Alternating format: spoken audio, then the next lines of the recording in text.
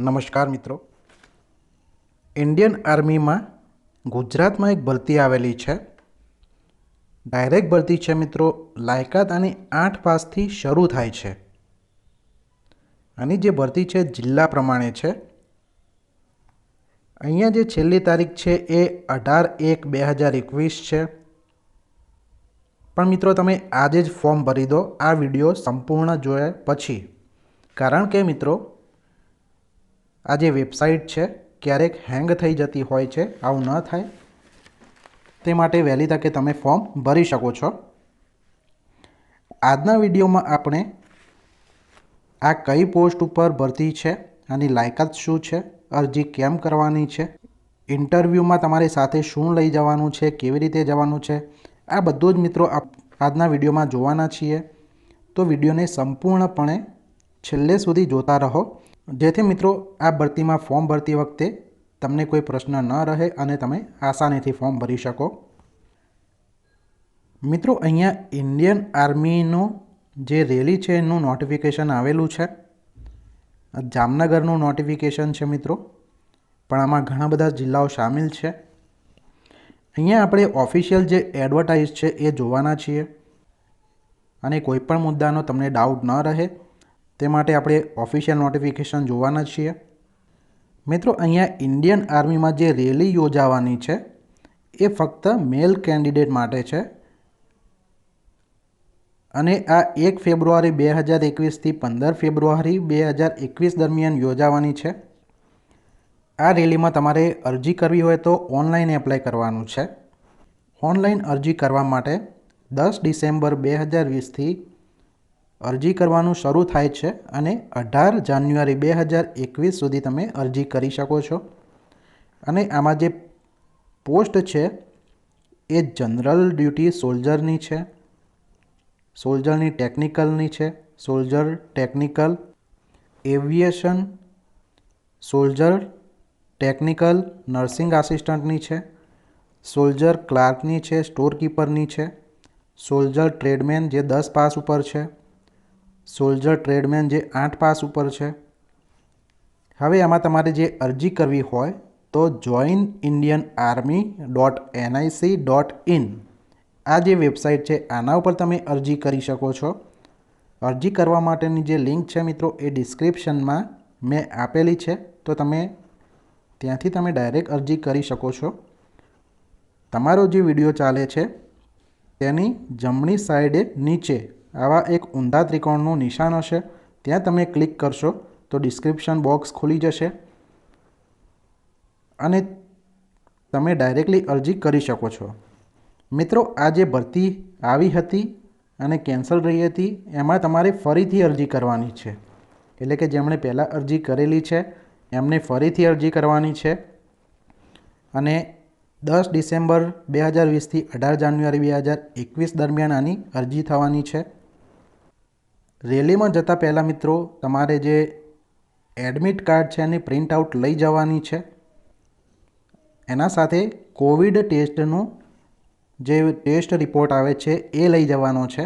એના વગર મિત્રો તમને આ રેલીમાં પરમિશન નથી આપવાના, તો ફરજિયાત લઈ જવાનો છે।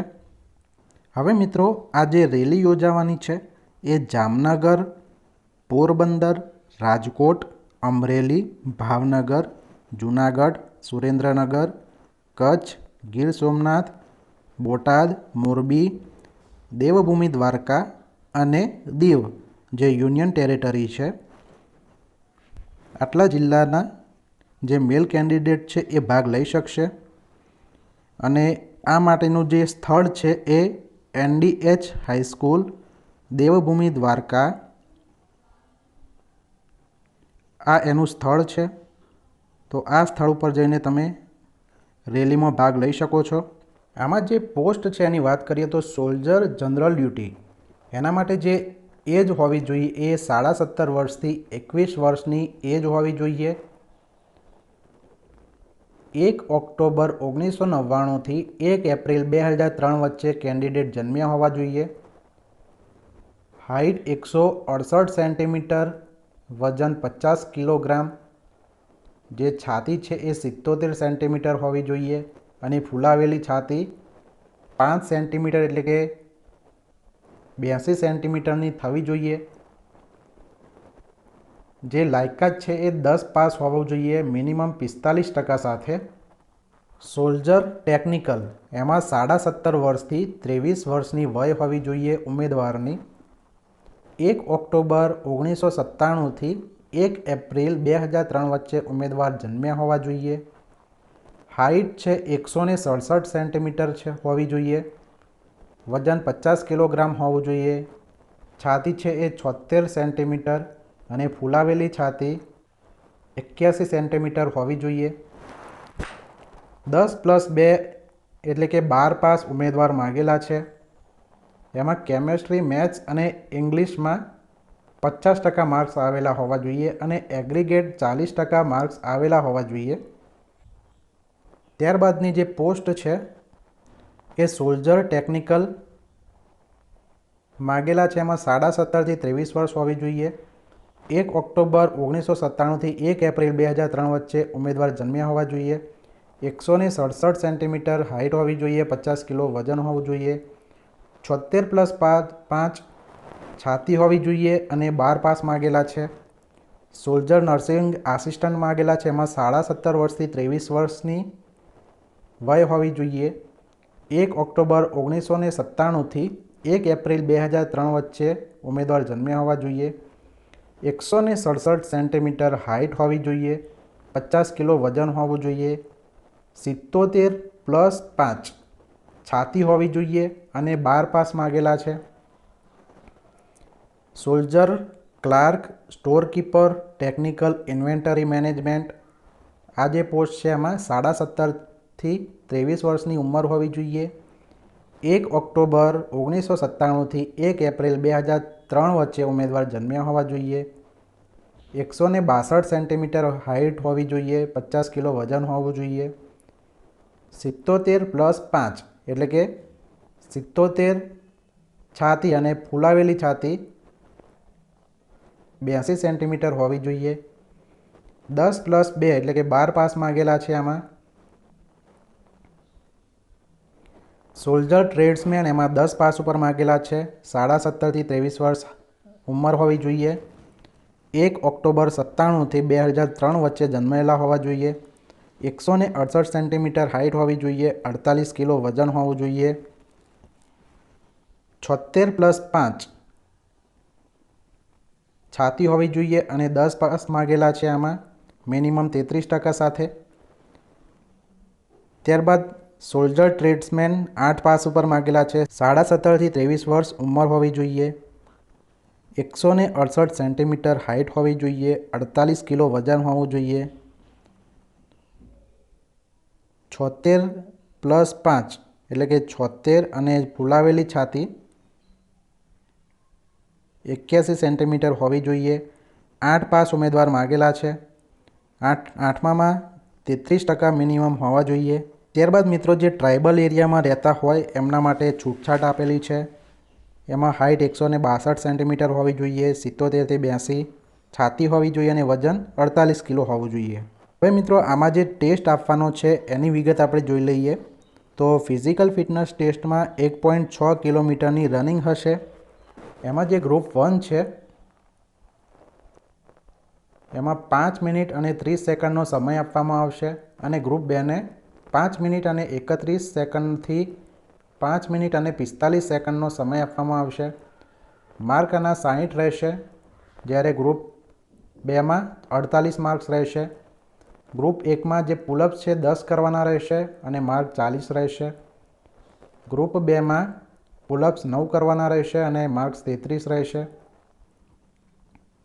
8 એ 27 માર્ક્સ રહેશે. જ્યારે 7 એ 21 માર્ક રહેશે અને 6 એ 16 માર્ક રહેશે.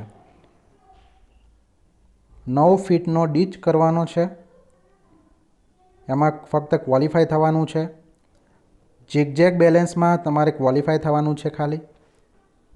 ત્યારબાદ મેડિકલ ટેસ્ટ થશે અને રિટન ટેસ્ટ થશે. મિત્રો તમારે જે સાથે લઈ જવાનું છે એમાં એડમિટ કાર્ડ લઈ જવાનું છે. ફોટોગ્રાફ 20 કોપી લઈ જવાના છે. એમાં અનએટેસ્ટેડ પાસપોર્ટ સાઇઝ કલર ફોટોગ્રાફ લઈ જવાના છે, જે સારી ક્વોલિટીના હોવા જોઈએ, ફોટોગ્રાફિક પેપરમાં હોવા જોઈએ અને વ્હાઇટ બેકગ્રાઉન્ડમાં હોવા જોઈએ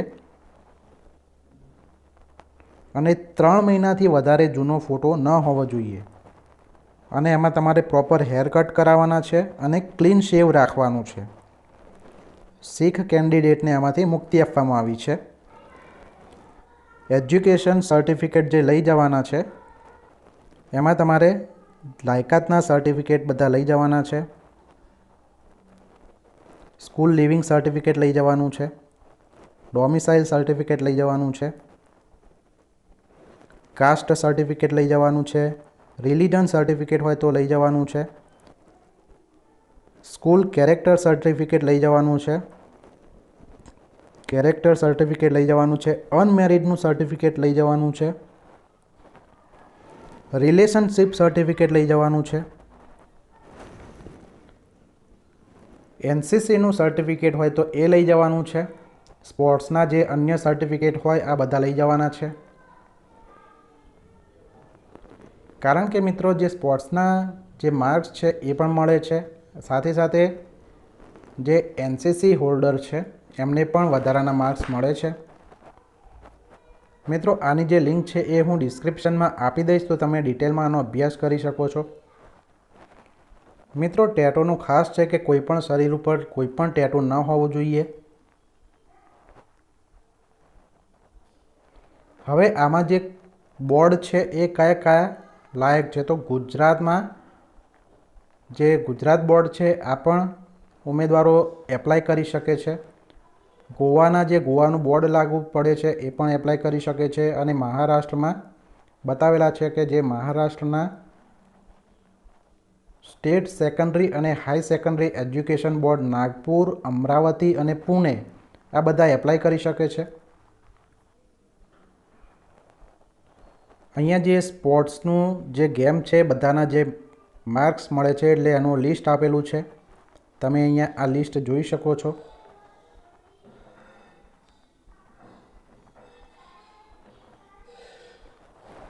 તો મિત્રો આ હતી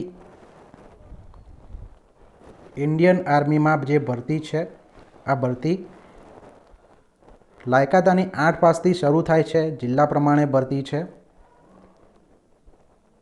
છેલ્લી તારીખ મિત્રો છેલ્લી તારીખ આવે એ પહેલાં તમે ફોર્મ ભરવાનું હોય તો ભરી દેજો. તમારી પાસે જો પાસપોર્ટ સાઇઝનો ફોટો ન હોય તો ફોટો નીકાળી દેજો.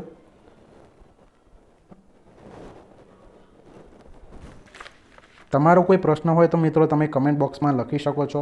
નવા વિડીયો સાથે મિત્રો ફરી મળીશું, ત્યાં સુધી રજા લઈએ. Thank you.